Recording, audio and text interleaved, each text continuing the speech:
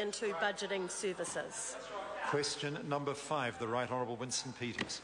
Thank you, Mr. Speaker. This question to the Prime Minister. Does he stand by his statement to Parliament on 8 February 2011, in particular that, and I quote him, "The government is building the foundations that will encourage growth in exports," end of quotes? The Right Honourable Prime Minister. Mr. Speaker, yes, and that is why, for example, the government is running a tight fiscal policy, take the pressure off interest rates and the exchange rate. The Right Honourable Winston Peters. Has the Prime Minister read a report from the International Monetary Fund which states, and I quote them, "The New Zealand dollar would need to be about 15% weaker than its current level," end of quotes, to grow exports, and if so, does he agree with the NZMEA Chief Executive that reducing the New Zealand dollar by this amount should be an aim for the Government, Treasury and the Reserve Bank? The Right Honourable Prime Minister. Mr. Speaker, the member will be sure aware of my public comments that, as general, the government would like to see a more competitive exchange rate against the US dollar. Against the Australian dollar, it's been pretty competitive. Secondly, the government doesn't believe it can influence that through intervention, if that's what the member is suggesting. History would indicate that's very unsuccessful. Thirdly, over time, probably the most likely way to achieve a more realistic exchange rate is one where we see an example of good monetary policy where interest rates are lower, and that's why taking pressure off that is important. But I would reject the view that it's not possible for New Zealand to succeed at export markets, even with a high exchange rate, because if one looks at the 13 quarters that National has been in government, 12 of those have shown an annual trade surplus. The only one where we've been negative was actually the quarter to March 2009. So we have been selling more to the world than we've been buying from it. The Right Honourable Winston Peters. Has the Prime Minister read a submission to the Finance and Expenditure Select Committee of Treasury Deputy Secretary-General Karakaglu, which states, and he says it in his quotes, well, you wouldn't know who he is, but that's his name, and that's how it's pronounced. Please just ask. Well, they're all shouting out who. No order. They're in government, these people.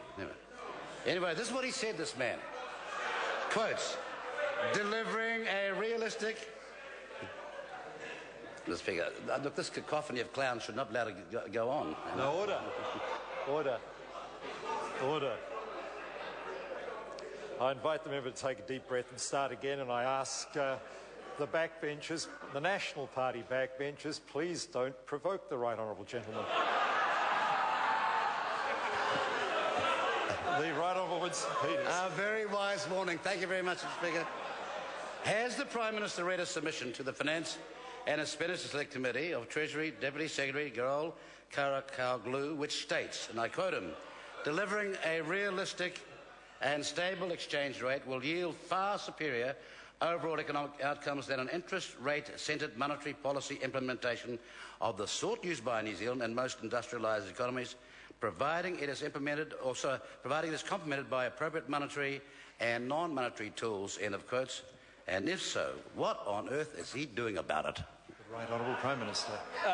Mr. Speaker, no, and I'm reliably informed it's Karagulu, so it's more loo than goo. The like Right you. Honourable Winston Peters. A bit like you, I got it. That's not many questions, Mr. Speaker.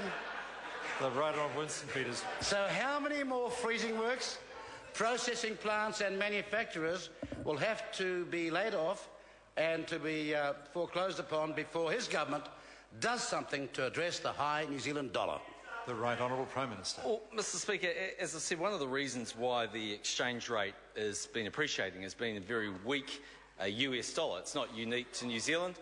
If you go and have a look in Australia, you'll see the position where the exchange rate's very high. If you go and have a look in Brazil, that situation's the same. If you have a look in Switzerland, that position's the same. If you go and have a look in South Africa. So what the government can do is control the things that are within its reach, and that is labour market reform, making sure that planning reform takes place, making sure that we're building infrastructure, making sure that we're lifting education standards, all of those things that the member is generally opposed to. Point of order, the Right Honourable Winston Peters. Mr. Speaker, I asked him a question about the rising dollar, and he sent us on a trip around the world and then talked about everything else but the issue at hand. No, order. Order. The Prime Minister's answer was, in my view, humble view, perfectly reasonable. He emphasised that, in fact, the situation is not so much one of a high New Zealand dollar as a low US dollar. and explained why that is the case, because he referred to other currencies where they're also quite high against the US dollar, and pointed out that New Zealand's ability to make much difference to the US dollar is somewhat limited, and the government is focused on what it can have influence over. And I think that was a perfectly reasonable answer to the question. Question number 6, the Honourable Clayton Cosgrove. Mr. Speaker, I seek leave to have this question held